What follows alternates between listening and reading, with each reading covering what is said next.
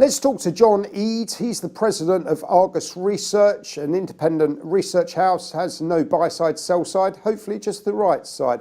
John, Happy New Year to you and your family.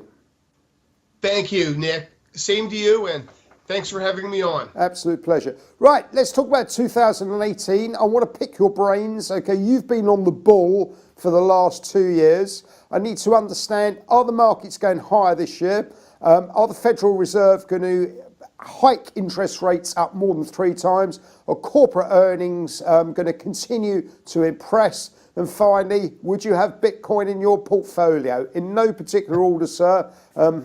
Please tell the crowd what you're thinking.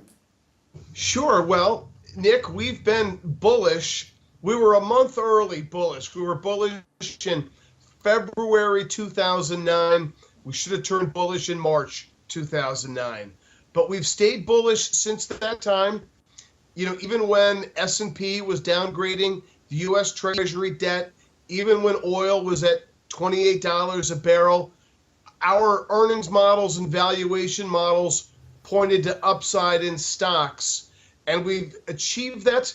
And even looking out into 2018, Nick, we're still bullish. We've got a target on the S&P 500 of 3,000. So that's about another 10% from where we are today. Wow. Okay, so if the markets continue, what about interest rates? Okay, so 3,000, let's put that 3,000 into some context.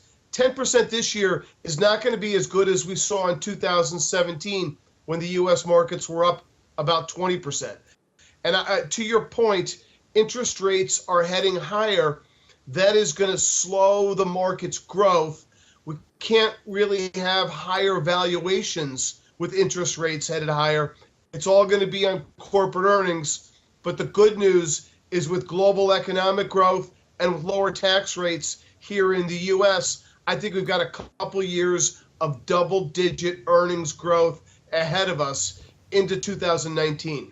Okay, so let's ask, what about Mr. Trump?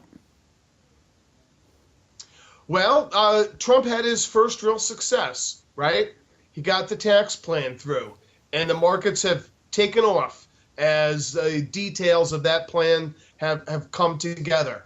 You know, one of the risks here in 2018 is we've got some midterm elections. In November, and as successful as Trump has been with the stock market, you know, there are other issues to his administration that haven't gone over as well. So there's a decent chance that the Democrats take, you know, maybe the House or the Senate. So that's going to be a risk that we see. But I still think the economic agenda is going to remain in place. Okay, Trump. So lots of people I've interviewed, they're worried about inflation. Now, inflation, okay, would lead to higher interest rates and potentially a stock market crash. Okay, what are your thoughts on US inflation? You know, if you go back 4 or 5 years ago, the risk was deflation, not inflation. The Federal Reserve has a target here in the U.S. of a 2% overall inflation rate. We're just about to get there. And, you know, with oil prices above $60 a barrel, commodity prices higher, you know, maybe we'll push above it a little bit. Then if you get wage pressure on inflation, okay, now you got an issue.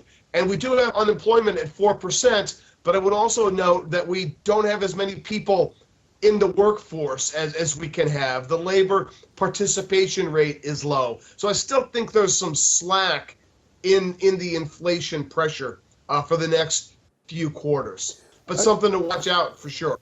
Okay, so would you be buying into gold, oil, Bitcoin?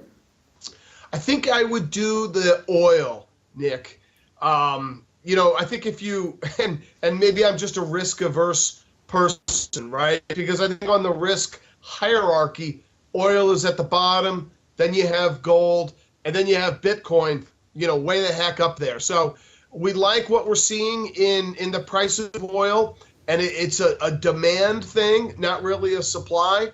So the oil companies have cut back their costs. Their cost bases are low. Their revenues are higher. We see good earnings in the energy sector and we recently moved that into an overweight position and have more than the market average in our portfolios now.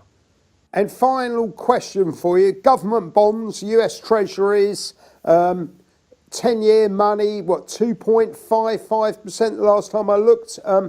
Is that still undermining the equity markets? It's a good support for the equity markets, no doubt. I mean, yes, 2.55% on the 10-year is 100 basis points off its lows, but it's still very low on a historical basis.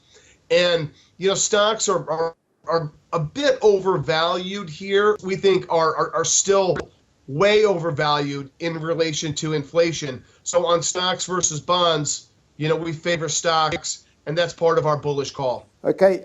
In terms of, somebody said to me, finally, that the Dow had basically jumped 1,000 points in record time. I don't know if you're the top of your head, all right, if you've seen such an aggressive move to the upside, which may be some sort of top in terms of this last push up. Is there a chance of a stock market crash this year? I don't think it's a high chance, Nick. You can never rule it out, right? These black swans appear from time to time, when you don't expect them. I would be worried if like the U.S. unemployment rate was rising instead of declining. Yeah. Or if the dollar was plunging or spiking instead of just kind of slowly moderating lower, or if interest rates were shooting higher. We're not seeing that here. Yeah, maybe there's a bubble in the VIX, right? There's no volatility. But I don't think that's a market crash. I think that might be, your market correction, your 5% correction. Maybe we'll see that heading into those midterm elections. Right. But we still have 3,000 as our target for the S&P 500. Okay. And did you buy into Bitcoin 10 years ago, or did you choose to buy the pizzas?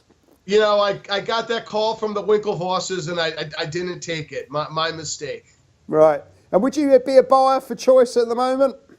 I don't understand the fundamentals there, Nick. Yeah. I honestly don't. You sound to like, me, it's just pure speculation. You sound like Warren Buffett. And on that note, I think that's probably a wise shout.